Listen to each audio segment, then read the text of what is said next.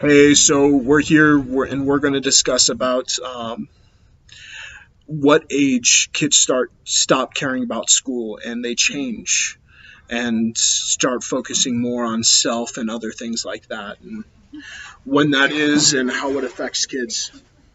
Yeah. So, when do you feel like you stopped? So I mean, like I never really thought like as 1 year as a whole. It was more about like certain classes versus like a year. So like the worst was probably like in one class I totally kind of just like stopped caring, and it was like my Spanish class like the last semester of my senior year, just because like I knew I didn't need to do that much effort to like get a good grade, and like I didn't even do like the last two projects, and I still like went out with an A and stuff. And I just because I knew like it was valuable, but I just didn't care enough to like take it in the information and stuff. And that's when like I kind of stopped. But then like in past years, like especially in middle school, like with English, like I kind of struggled a lot with like my motivation for it because I just had bad teachers and like I didn't really care about English as a whole like in general, and so like those two negatives like plummeted my motivation. But then yet again, um, I had bad math teachers, but I loved math so much that like my love for it overshadowed the bad teachers, so I didn't lose motivation in those classes. So, which one do you think is more important then to make students more involved? A good teacher or a passion for the class? I mean, as a teacher, the only thing I can control is what I do. I can't really force my like interests on them. But I noticed that like I did have an English teacher that was super like good at what she did and she was passionate and stuff. And she like turned out like she turned 3 years of horrible experiences around to where instead of hating English, I like had a respect for it. Like I still didn't like it, but I could respect it enough to like keep going with it. Um, and so like I know like that can make a huge difference. Like in science classes, I was indifferent, and so like the teachers like really influenced whether or not I liked the subject or not. Like if they were good, then I liked it a lot more, and if they were bad, I didn't like it as much. I've kind of experienced the same thing, except my negatives have always been in English as well. Um, every teacher drove me to a point where I hate writing. Mm-hmm. I hate it with a passion. And last semester, I actually took a writing class, and my teacher stated that I was one of the best writers he had ever heard, and suggested I write books. And I'm sitting there thinking, but I don't like doing this. This is terrible. And it's all from that passion in which the teachers drove out of me. Mm-hmm. Um, I what do you think are the big points on why kids stop caring? Usually it's because they're not good at it, and therefore like teachers, penalize them on tests, and they're more like it's like the reaction they get from being bad. It's not like a this is a safe spot to make mistakes. It's wow, like how come you don't know this? It's so stupid. And then that's when people realize that they could either like feel hurt or they can just stop caring and lose that like sense of you know unworthiness. So, did you have that supportive system? You said you didn't really feel that way. Yeah, I had a few friends that like because they were in that class like I had at one point like in my eighth grade year, like I would just like my friend and I were like across the room, so we would just look at each other and like wink. That's how I got really good at winking because like it just every time like I needed like support, I just looked at her and we just like make facial expressions and stuff. Um, and that like just helped me like well at least I have that going for me in that class. My teacher was really like a really harsh grader, um, so that didn't help. Like I feel like no matter what I did, even if I had my college professor dad look over it, like it wasn't completely grammatically like correct, which was really stupid. I feel you on that. That's one thing I noticed is when they hit a certain age, they feel like they're getting less support. Mm-hmm. Um, usually, it's around junior high. That's the time in which the kids are going through their experience puberty for the first Mm-hmm. time, so their emotions and everything are everywhere. Parents stop wanting to hang out with them or Mm-hmm. talk to them because they're no longer their little boy or little girl. Mm-hmm. The art classes and the arts are taken out, so there's no creative outlet at all. And it starts making the kids feel more like cattle and robots than actual human beings. They are taking the humanity out of school.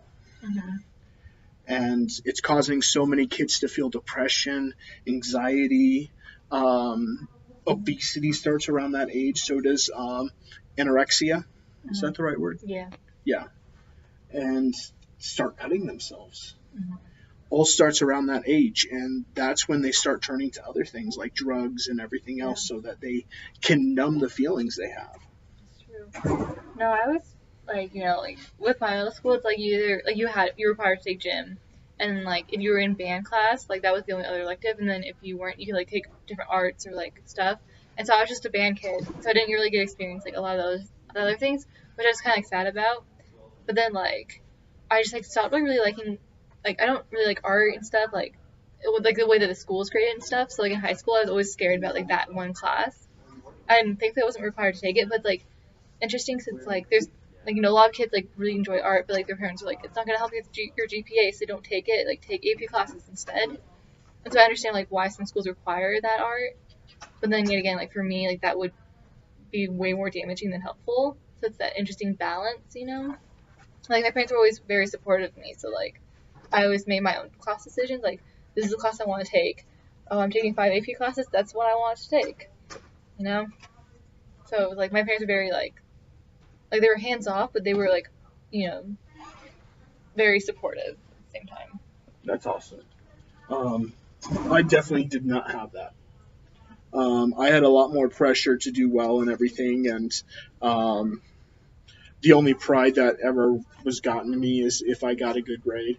If not, it was kind of like dishonor on your whole family. Make a note of this: dishonor on you, dishonor on your cow, like full out. That's how it was. With at least my dad. But that's when I stopped caring.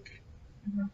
And it has affected me most of my life because of that. Because you stop caring and you have to relearn to care.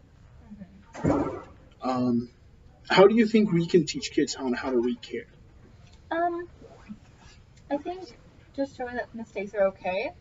Like, because I feel like, as soon as, like, you make a mistake, like, I know in classes where, like, literally just, like, in my college class, like, I thought I was going to do really well in this test, and then I got the results back, I didn't do so hot, and my instant reaction was, stop caring, because there's, like, I could, like, save myself a lot of pain in that way.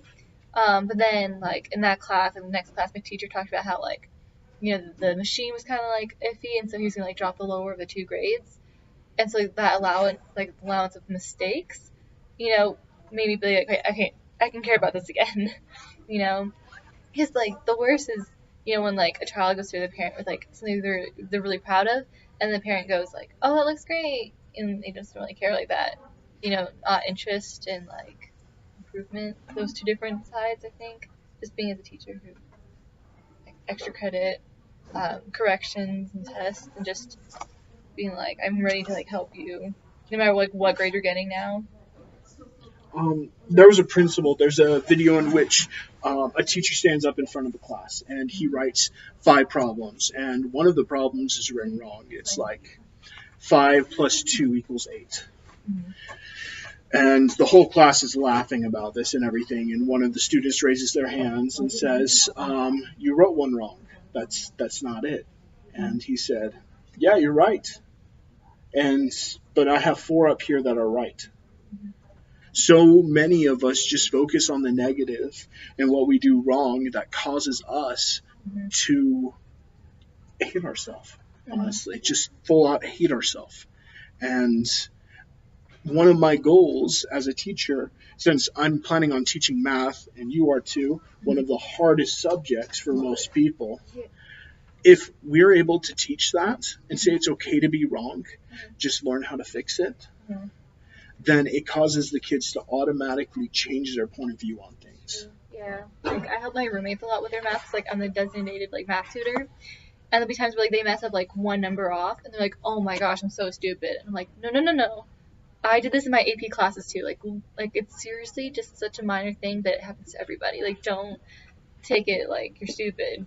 because like I always give the example because like on a math test I did 2 times 3 was 5, you know. I was like it happens, you know. That's a very important principle I feel like people need to understand.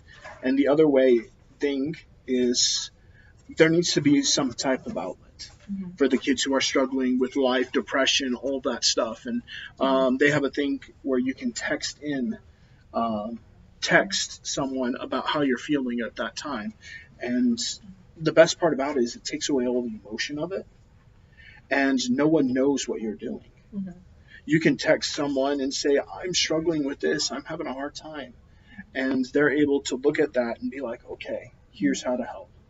And it changes their point of view on things and helps them out. True. Yeah, and then like as a teacher, not relying on the counselors.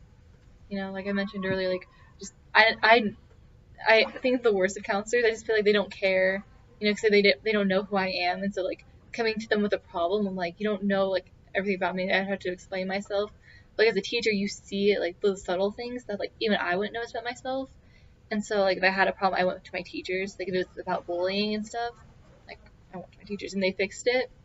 And so just being like that kind of teacher that students can come to you and trust you because like you're there like with them, especially like in middle school, it's, like every day or like at least every other day, like a year, and it's like that's a huge thing. Like I'll go to my teachers like after the fact, like and be like, yo, what's up, you know, like, and they still like care about me even though they don't have me in their class. I think that's wonderful. And by showing you care for a kid, able to influence them so much more, because no one listens until they know how much you care. Mm-hmm. Well, that's our video. Hope you enjoyed it. Um, please, please give me an A.